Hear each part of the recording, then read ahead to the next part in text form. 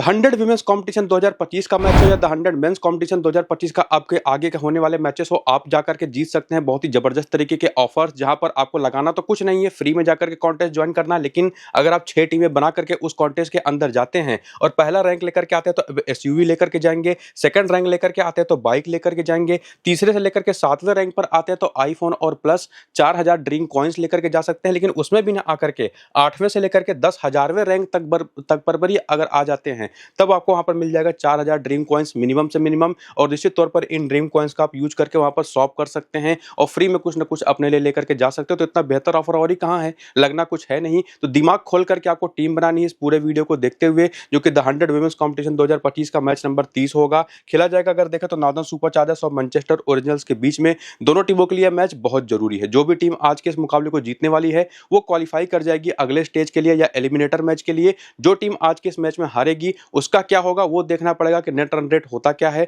वो तो निश्चित तौर पर मैच के रिजल्ट की बात पता चलेगा। लेकिन ये बात कम से कम कंफर्म है कि दोनों टीमों के लिए मैच बहुत ज्यादा जरूरी है। नॉर्दर्न की टीम ने अभी तक के 7 मुकाबलों में 5 मैचेस जीते हैं, जबकि वहीं पर मैनचेस्टर की टीम ने 7 में से 4 मुकाबले जीते हैं। लेकिन इनके साथ एक प्लस पॉइंट है कि इन्होंने एक बार जब खेला था नॉर्दर्न के खिलाफ इसी सीजन में तो उनको 5 रन से एक क्लोज एनकाउंटर में हरा दिया था। और आज का यह मैच जब हेडिंग्ले लीड्स के मैदान पर खेलने उतरेंगी दोनों टीमें 26 अगस्त को शाम को 7:30 बजे से भारत के समय के हिसाब से, तो वहां की लोकल टाइम होगी शाम के 3 बजे, यानी कि एक दिन का मैच और एक ऐसी पिच पर जहां पर बल्लेबाजी करने के लिए कंडीशंस बहुत बेहतर रही हो। चूंकि दिन के मैचेस होते हैं तो शुरुआती जो पहली इनिंग होती है उसमें पावर प्ले में क्या होता दिखाई पड़ा अगर उसको देखें तो पहले मैच में 33 के स्कोर पर 2 विकेटें गिरी, सेकंड मैच में 38 के स्कोर पर 1 विकेट गिरा, थर्ड मैच के अंदर आकर के 19 के स्कोर पर 2 विकेट गिरा। वहीं पर सेकंड इनिंग के अंदर अगर आप देखें तो 33 के स्कोर पर कोई विकेट नहीं, 29 पर 1 विकेट, 30 पर 2 विकेट। तो काफी हद तक दोनों इनिंग्स के जो पावर प्ले अभी तक गए हैं वो काफी सिमिलर टाइप के रहे हैं। नई गेंद से गेंद थोड़ी बहुत यहाँ पर हिलती डुलती है, वहीं पर ज्यादातर चांसेस होते भी है बॉलर्स के लिए।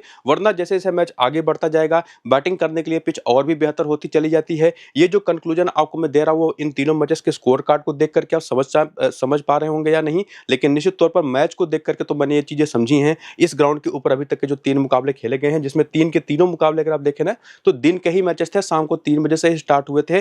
तो ये जो पिच है वो बैटिंग करने के लिए बेहतर होती चली जाती है जैसे जैसे मैच आगे बढ़ता है। और इसी वजह से अगर आप देखें तो 3 में से 2 बार यहाँ पर बैटिंग सेकंड करने वाली टीम मैचेस जीती हैं, जिसमें 14 विकेट स्पिन को 14 विकेट पेस को भी मिली हैं, जिसमें पहली इनिंग के अंदर सेकंड इनिंग के अंदर भी विकेटों की संख्या जो है वो लगभग बराबर ही देखने को मिलेगी। हालांकि इसमें एक रोल इसका भी होगा कि दोनों टीमों में कौन सी टीम कितनी ज्यादा स्ट्रांग है एक दूसरे के खिलाफ आज के इस मैच में खेलते हुए, उसका भी एक बड़ा रोल होगा। तो उस तरह से भी सेकंड इनिंग में बैटिंग करने वाली टीम भी हार सकती है, यहाँ पर ऐसा कुछ है नहीं। एक्चुअली उस दिन पर परफॉर्म कौन करेगा, ये पिच उसी तरीके के न्यूट्रल पिच है, उसी टीम को सपोर्ट करेगी बेसिकली जो बेहतर परफॉर्म करके जाए और मैच को जीतने की कोशिश करे। तो दोनों टीमों के बारे में इनका इवेल्युएशन करना काफी जरूरी होगा, कौन सी टीम कितने स्ट्रांग है वो तो हम आगे करेंगे। लेकिन आप एक काम कर लीजिए, टेलीग्राम के चैनल को ज्वाइन कर लीजिए, व्हाट्सएप चैनल को ज्वाइन कर लीजिए, जहां पर आज की इस मैच की 6 टीमें आपको मैं देने वाला हूं फ्री में। और वो भी जाकर के जो लिंक है इन दोनों चैनलों का डिस्क्रिप्शन और पिन कमेंट में आपको देखने को मिल जाएगा इसी वीडियो के, टेलीग्राम का भी और व्हाट्सएप चैनल का भी लिंक दोनों को ज्वाइन करके रखेंगे। तो वहां पर ना सिर्फ आपको मैं टॉस के बाद प्लेइंग 11 बैटिंग ऑर्डर, टॉस का अपडेट और वेदर के बारे में बता दूंगा, पिच के बारे में बता दूंगा और साथ ही साथ 6 टीमें तो आपको मैं दूंगा ही। तो जल्दी से जाकर के ज्वाइन कर लीजिएगा, नीचे डिस्क्रिप्शन और पिन कमेंट में लिंक है, बाकी देख लीजिए प्लेइंग 11 और बैटिंग ऑर्डर। सबसे पहले तो नॉर्दर्न सुपर चार्जर्स की टीम यहाँ पर डेविना पेरिन ओपन करते हैं एलिस डेविसन रिचर्ड्स के साथ, बाकी का बैटिंग ऑर्डर आपके सामने है ही। और नीचे इनकी बॉलिंग जिसमें 5 मेन बॉलिंग ऑप्शन इनकी टीम के अंदर होती हैं जो ये यूज करती है टीम। हालांकि ऑप्शन तो और भी हैं लेकिन 5 बॉलरों के अलावा पिछले अगर आप 2 मुकाबले देख लें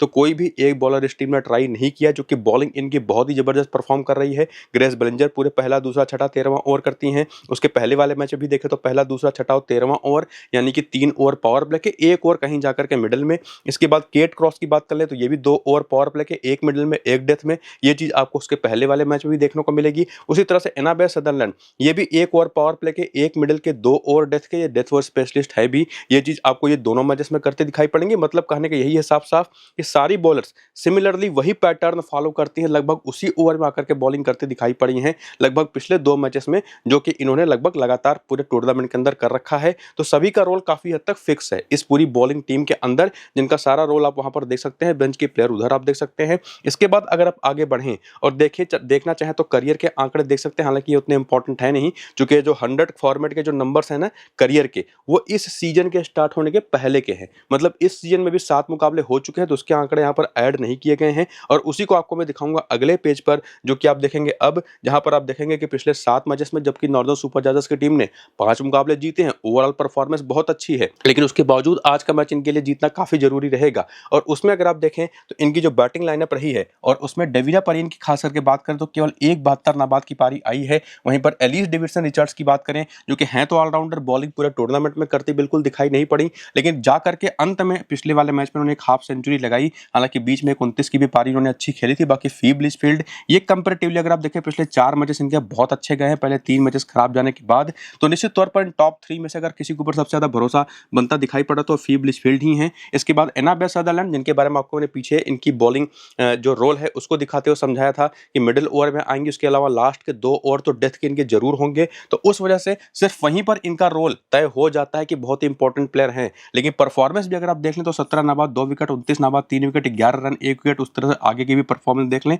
तो सबसे बड़े रोल में से एक प्लेयर, और इवन इन टॉप 4 में से सबसे इंपॉर्टेंट प्लेयर समझ में आ जाती हैं हमको। और इवन कप्तान है, उस कप्तान की भी काफी सेफ ऑप्शन बन जाती है। इसके बाद निकोला कैरी आती हैं, ये भी पूरे 4 ओवर करेंगी, नंबर 5 पर बैटिंग करेंगी। परफॉर्मेंस आपके सामने है जो कि काफी बढ़िया रही है ओवरऑल। तो ये भी सेकंड बेस्ट कप्तान है, उस कप्तान के ऑप्शन इस टीम की तरफ से, और one of the best player safe to pick, जिनको अपनी टीम में सीधे लेके जा सकते हैं। इसके बाद चूंकि बैटिंग ऑर्डर में काफी स्ट्रॉन्ग बैटिंग ऑर्डर रहा है, खास करके नीचे से आकर के 3 प्लेयर ऐसी हैं जो कि लगभग पूरा मैच खत्म करती हैं, और उसके बाद जो बैटर आती हैं, चाहे वो होली आर्मिटेज हो, चाहे वो बेस हीथ हो, उनका वो रोल बचता ही नहीं। और इसी वजह से मैं सीधे सीधे आपको कहूंगा कि ज्यादा दिमाग आपको इन दोनों के ऊपर लगाने की जरूरत है नहीं। अब हमको स्मॉल लीग की टीम तो बनानी नहीं है, बनानी है सिंपली ग्रैंड लीग टाइप की ही टीम। तो निश्चित तौर पर इनको आप कंसीडर कर तो सकते हैं, लेकिन 6 टीमें अगर आप बना रहे हैं तो किसी एक टीम में इनको, तो किसी एक टीम में इनको, और वो भी बहुत ही रेयरली आपको यूज करना है। अगर आपको सामने की टीम की तरफ से भी कोई ऑप्शन ऐसा ना मिल रहा हो तो सीधे सीधे इनको तो आपको 6 में से 5 टीमों में इग्नोर ही कर देना है बेसिकली।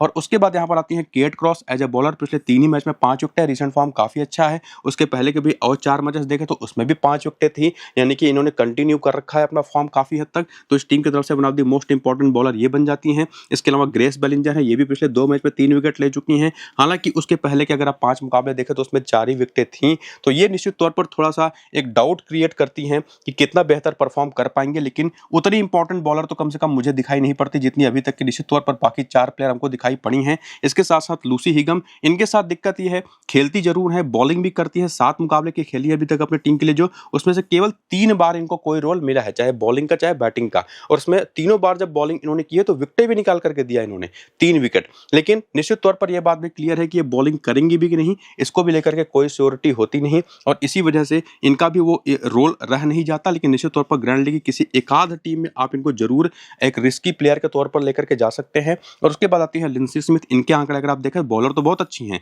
लेकिन विकेटें उतनी लेकर के नहीं जा पाई हैं। अगर आप देखें तो टोटल 6 ही विकेटें हैं 7 मैचेस में, पिछले मैच में 1 विकेट है। तो फॉर्म जैसा इनका है उसके हिसाब से ये भी उन प्लेयरों में आ जाती हैं, ठीक ग्रेस बेलिंजर की जगह पर, जिनके ऊपर कॉन्फिडेंस वो आपको पूरा बनता दिखाई नहीं पड़ेगा जैसा इनका परफॉर्मेंस है। हालांकि रोल अगर आप दोनों का देखेंगे तो पूरे 4-4 ओवर करती हैं। यूज्ड पिच अब निश्चित तौर पर आ चुकी है, काफी मैचेस इस ग्राउंड पर खेले जा चुके हैं।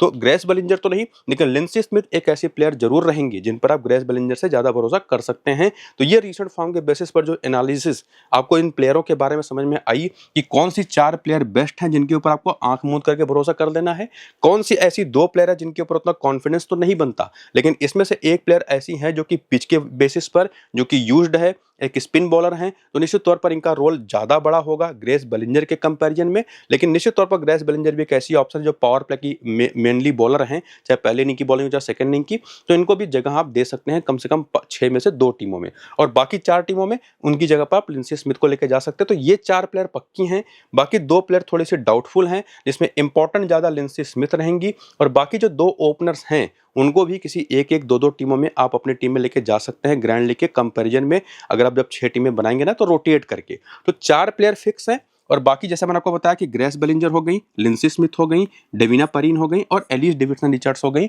ये 4 ऐसी प्लेयर है जो कि रोटेट होंगी आपकी बाकी सभी टीमों में, एक टीमों में, दो टीमों में रहेंगी, उससे ज्यादा नहीं। लेकिन इसमें सबसे इंपॉर्टेंट कोई रहेगा तो लिंसी स्मिथ ही होंगी। ये 5th बेस्ट ऑप्शन इनको आप मान करके चलिए। सीधे सीधे यही पर मैंने खत्म कर दिया कि आपको कौन सी प्लेयर हैं जिनको टीम में बना करके रखना है। और ये भी ध्यान रखिएगा, ये 3 आपकी सबसे बेस्ट कप्तान है, उस कप्तान की ऑप्शन होंगी। तो इस टीम की तरफ से क्लैरिटी तो आपको पूरी मिल गई, रीसेंट फॉर्म की भी, कि कैसे फॉर्म में प्लेयर्स हैं, कौन कितना ज्यादा इंपॉर्टेंट है। लेकिन उसी में अगर आप कुछ और आंकड़े ऐड करना चाहें तो हेड टू हेड के आंकड़े भी देख सकते हैं। और उसको देखेंगे तो डेविना पेरिन के 3 हेड टू हेड मैच में केवल 33 रन है, एलिस डेविडसन रिचर्ड्स के 5 मैच केवल 73 रन है, फीब लिचफील्ड के 5 मैच 159 रन है, 45 का हाईएस्ट स्कोर है, एनाबेल सदरलैंड के 4 मैच में 3 विकेट है, 81 रन है। और वहीं पर निकोला कैरी के 1 मैच में 8 रन है, 1 विकेट है, 6 मैच में 120 रन है होली आर्मिटेज के, 7 मैच 44 रन है बेस हीथ के, 5 में 8 विकेट है केट क्रॉस के, 6 मैच में 3 विकेट हैं लूसी हिगम के, जो कि बॉलिंग शायद ही करती दिखाई पड़े, लिंसी स्मिथ के 7 मैच में 6 विकेट है, 5 मैच 1 विकेट है ग्रेस बेलिंजर के। तो वही सारा चीज जो डेटा है ना, वही सब कुछ आपको क्लैरिटी, वही जो आपको मैं पीछे दे चुका हूं, उसी हिसाब से आपको यह डेटा भी देखने को मिलेगा कि निश्चित तौर पर ग्रेस बेलिंजर, लिंसी स्मिथ दोनों बहुत अच्छे विकेट टेकिंग फॉर्म में। अगर आप देखेंगे तो ग्रेस बेलिंजर ने ज्यादा विकेट ली हैं, लेकिन ज्यादा बेहतर रोल यहां पर लिंसी स्मिथ का होने वाला है, जो कि डेटा में ही देखने को मिलता है। और साथ ही साथ लूसी हिगम को किसी एक आध टीम में आप अगर आप चाहें तो रिस्क लेकर के जाइएगा। और बाकी जो दोनों ओपनर्स हैं ना, वो भी, उनका भी कुछ खास रोल बनता दिखाई नहीं पड़ा जब ये दोनों टीमें आपस में खेली हैं। तो निश्चित तौर पर जो चीजें आपको मैंने समझाई, वही क्लैरिटी आपको यहां पर भी मिली। उसमें वेन्यू का भी डेटा अगर आप ऐड कर दे, चूंकि ये टीम अपने होम ग्राउंड पर खेलेगी, तो डेविना पेरिन इस मैदान पर भी 5 मैच केवल 59 रन है। लेकिन यहीं पर आती हैं एलिस डेविडसन रिचर्ड्स, जिनके इस मैदान पर 14 मैच में 247 रन है। पिछले ही अपना आखिरी एक पार यहाँ पर जो इन्होंने खेली थी, 50 का हाईएस्ट स्कोर है, विकेट 17 जरूर है, लेकिन बॉलिंग तो ये करते दिखाई नहीं पड़ेंगी। फीब लिचफील्ड का 45 का बैटिंग एवरेज है, सदरलैंड का 34 का बैटिंग एवरेज, 7 मैच में 8 विकेटें भी हैं। बाकी निकोला कैरी ने भी पिछले मैच 25 रन बनाए, विकेट नहीं मिला। बाकी होली आर्मिटेज ने 23 के एवरेज से, 17 के एवरेज से बेस हीथ ने, केट क्रॉस ने 13 मैच में 18 विकेटें ली हैं, लूसी गम ने 12 मैच में 7 विकेटें, 20 में 28 विकेटें लिंसी स्मिथ के,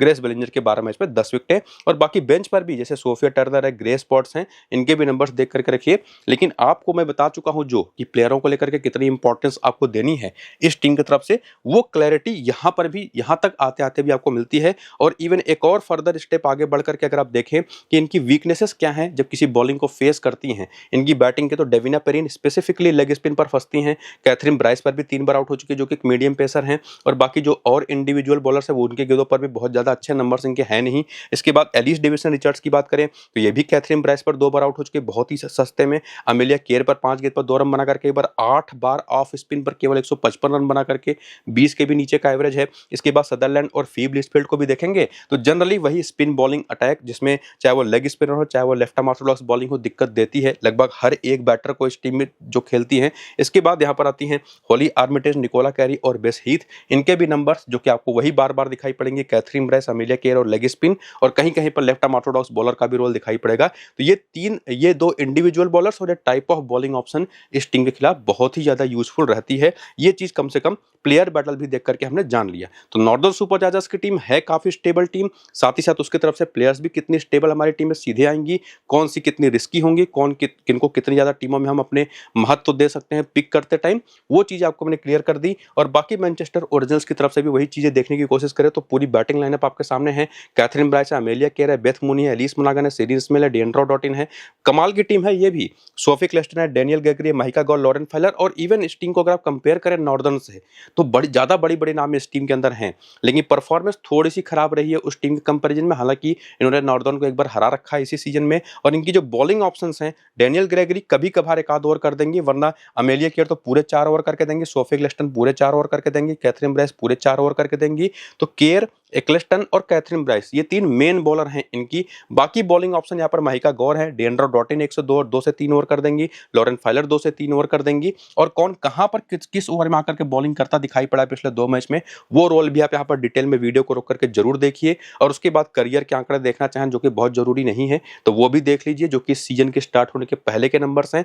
और उसके बाद उससे भी जरूरी जो चीज है वो इस सीजन के खेले गए 7 मैचेस में जो भी प्लेयर जितनी मैचेस खेली उसमें क्या परफॉर्मेंस आई, वो आपके सामने है, जिसमें अगर आप आकर के सबसे ऊपर से ही देखना शुरू करें तो सबसे पहले तो आपको दिखाई पड़ेगा रीसेंट फॉर्म बेथ मूनी का, जिन्होंने पिछले मैच में खाता नहीं खोला। उसके पहले अगर आप देखें तो 47, 8, 3, 26, 70, 1 ये पारियां इनकी रही हैं। और एक और यूनिक चीज आपको देखिए देखने को मिलेगी, पिछले टीम के टाइम पर मैं भूल गया, बताया नहीं मैंने उसको, लेकिन यहां पर अगर आप देखें तो ये कि सिंगल इन्वर्टेड कॉमा का आपको आइकन लगा हुआ दिखाई पड़ेगा कुछ कुछ नंबर्स के साथ। इसका मतलब यह है कि अगर वो रन के साथ लगा हुआ दिखाई पड़ रहा है, मतलब वो पहली इनिंग की बैटिंग के दौरान वो रन बने हैं, और साथ ही साथ अगर बॉलर्स के आंकड़ों के साथ लगा हुआ दिखाई पड़े, जैसे महिका गौर को ले लीजिए, ये 1 विकेट है, ये 0 विकेट है, ये 2 विकेट है, ये 3 बार इन्होंने इस सीजन में पहली इनिंग की जब बॉलिंग करी है तब उन 3 मैचेस में 3 विकेटें हैं, लेकिन जब सेकेंड इनिंग में बॉलिंग करी है तब देखिए जहां पर कोई आइकन नहीं है, चाहे वो रन के साथ हो चाहे विकेटों के साथ हो, तो मतलब वो सेकेंड इनिंग के नंबर्स हैं।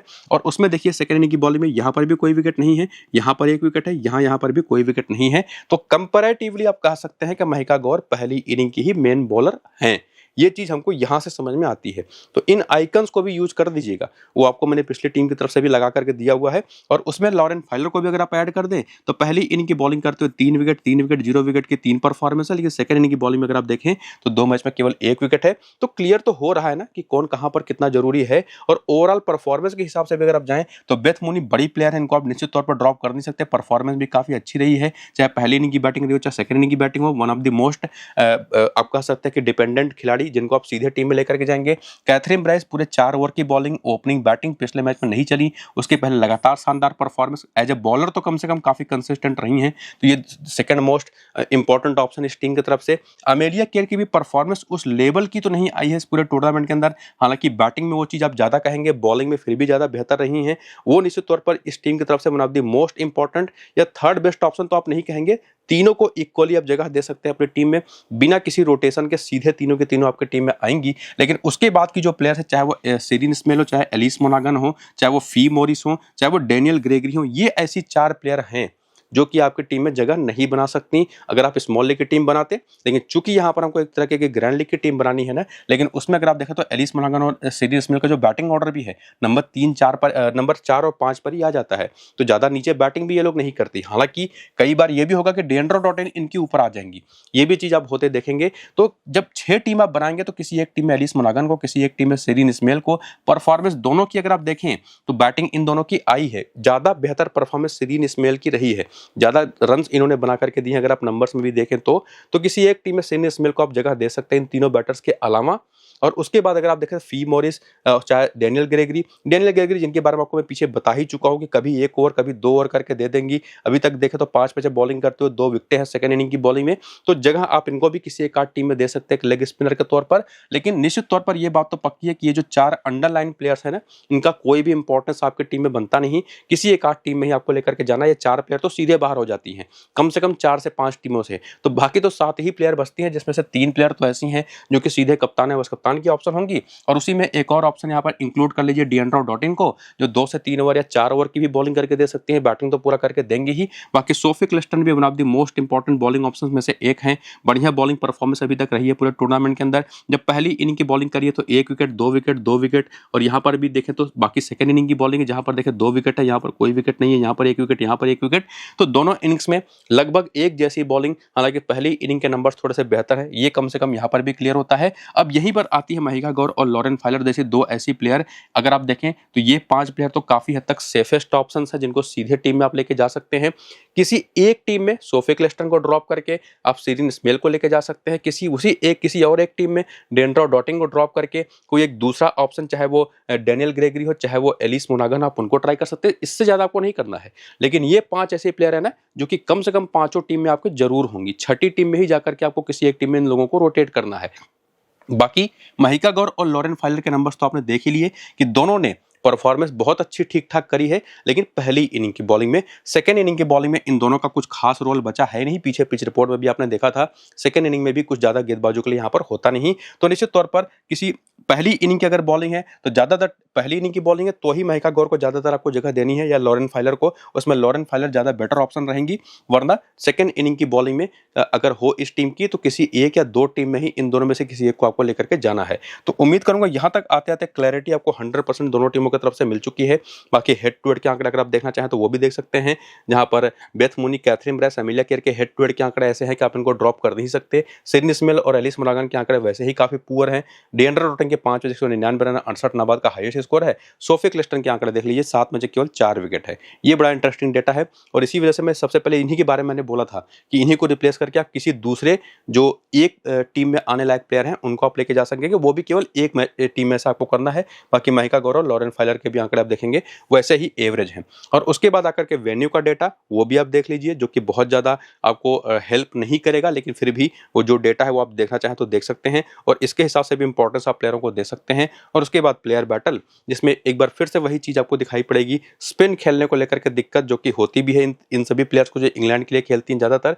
हालांकि कुछ इंडिविजुअल बॉलर्स पर भी आउट होती रही है जैसे बेथ मुनी, लेकिन काफ़ी रन बना करके आउट हुए। निकोला कैरी हो, वो चाहे एनाबेल सदरलैंड हो, चाहे केट क्रॉस हो, अच्छे खासे रन इनको मारे इन्होंने। कैथरीन ब्राइस भी ग्रेस बेलिंजर पर एक बार सस्ते में आउट हुई, लूसी हिगम पर एक बार सस्ते में आउट हुई हैं, लिंसी स्मिथ और केट क्रॉस पर एक बार सस्ते में आउट हुई, लेकिन सैंपल साइज छोटा है। इसके बाद सीरिन स्मेल और एमेलिया केयर के नंबर्स आप उसी तरह से देख सकते हैं। और वही लेफ्ट आर्म ऑर्थोडॉक्स बॉलिंग और लेग स्पिन बॉलिंग वो आपको ज़्यादातर यूजफुल दिखाई पड़ेगी दोनों टीमों के खिलाफ, बैटिंग लाइनअप के खिलाफ। तो उस तरीके की बॉलिंग ऑप्शन आपके टीम में होनी चाहिए। जब आप टीम बना लेंगे तो देखेंगे एनाबेल सदरलैंड और कैथरीन ब्राइस दो सबसे कॉमन कप्तान के ऑप्शन हैं और होनी भी चाहिए। उसमें एमेलिया केयर, निकोला कैरी और डिएंड्रा डॉटिन कुछ और डिफरेंशियल ऑप्शंस हैं जिनको आप रोटेट करके अपनी 6 के 6 टीमों की कप्तान के रूप में लेके जा सकते हैं। बाकी क्या 6 टीम रहेगी वो फाइनल, वो आपको मैं टेलीग्राम और व्हाट्सएप पर देने वाला हूं, तो उसको जाकर के ज्वाइन करिए। अभी उस पर क्वेश्चन मार्क है, लिंक आपको डिस्क्रिप्शन में और पिन कमेंट में देखने को मिल जाएगा, टेलीग्राम और व्हाट्सएप चैनल का लिंक। तो जल्दी से जाइए, लिंक को क्लिक करके ज्वाइन हो जाइए, एक्टिव रहिए। आगे की खबरें आपको वहीं पर मिलती रहेंगी कि फैंटेसी रहे ना रहे, लेकिन हम तो निश्चित तौर पर किसी न किसी रूप में रहेंगे। फिलहाल इस वीडियो को यहाँ पर करेंगे खत्म, चलते हैं